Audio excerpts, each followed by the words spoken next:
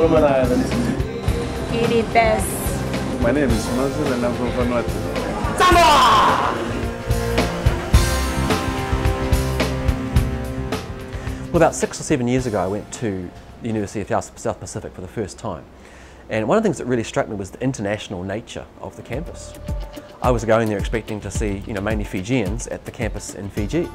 But what I noticed is there were people and students coming from all of the other Pacific islands. They come to study in the University of South Pacific in Fiji.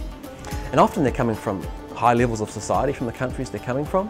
They're often on government scholarships, or their families are sending them to study there. And they'll go back to those countries and they go back as leaders, whether that's in the government, in politics, business, or even into the church. And most of these students go back to hold leadership role in their country. So as in the past, some have become prime ministers of their own nation. So in a nutshell, when you reach a student on campus, it opens the door for you to reach a nation.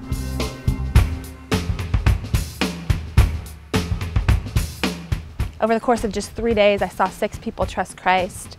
And many of them, it was very obvious that it was genuine decisions for Christ. And I was so surprised at how open people were, not just to hearing the words of Christ, but to really receiving them and understanding. It was like this is the missing link. They've never been told that they have to make a personal decision for Christ. First time we sat down with a guy from the country of Tonga. We're in Fiji, we're sharing with a guy from Tonga, another country in the islands. And as we shared with him, it was obvious that he had heard the gospel. He had heard the Christian things, but he had never applied it. And as we just simply told him how he could receive Christ, he says, yeah, I want to do that. 20 minutes later, he asked Christ into his life. If you came to Fiji, within 1 week, you would be able to start a discipleship ministry with islanders from a variety of countries. Within a day, on your way from the plane to Suva, to where you should go, you could share your faith right at the airport. And people will listen to you. These students are not just ready to hear the gospel, they want to grow.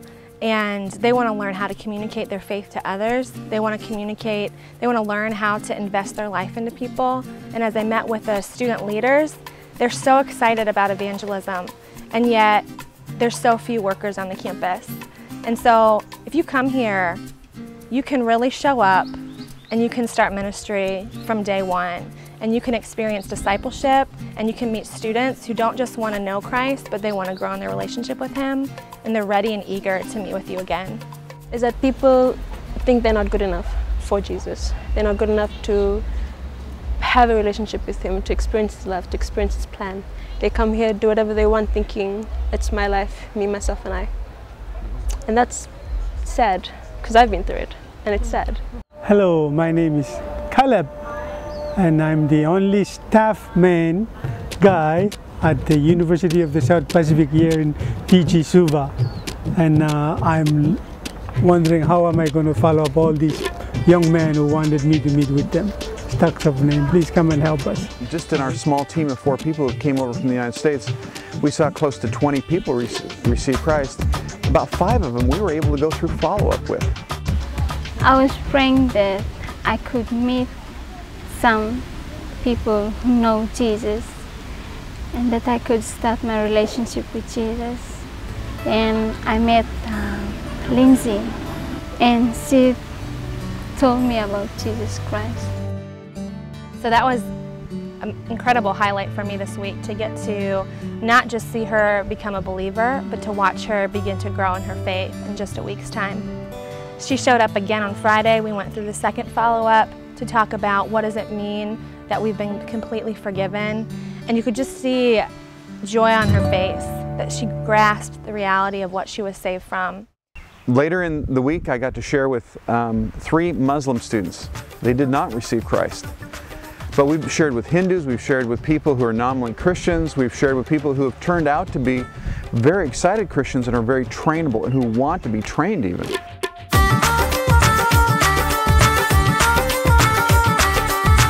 We've had people that even this week say, train me, I want to serve the Lord, I want to go someplace in the world, I want to reach my country. And so if a partnership were to come here, that's what you could expect. I think it's a great leadership development opportunity. So we want to be raising up leaders on our staff and train them, equip them to send them to different places. And in some ways, Fiji is a fantastic first step for people to go and try.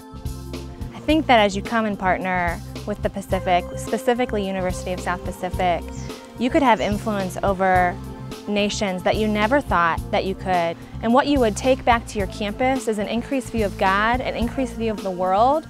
Your students would be forever changed. So if we have trained staff of Campus Crusade who can come and help us in this growth, it'd be great. If they could come and be with us for 2 years or so, and we have to look for understudies, because that's where the momentum will be. This is the great time to reestablish that focus, and the focus is whom? The Lord Jesus Christ. This is the time. So maybe you're thinking, that doesn't sound very spiritual. Well, you know what? Other than the Great Commission, which is about as spiritual as you can get, the fact that you might actually have a ball at this place, there's nothing unspiritual about that. Nothing at all. So we do need other people to come here. Do something new, come touch people's hearts so they can go back and touch others.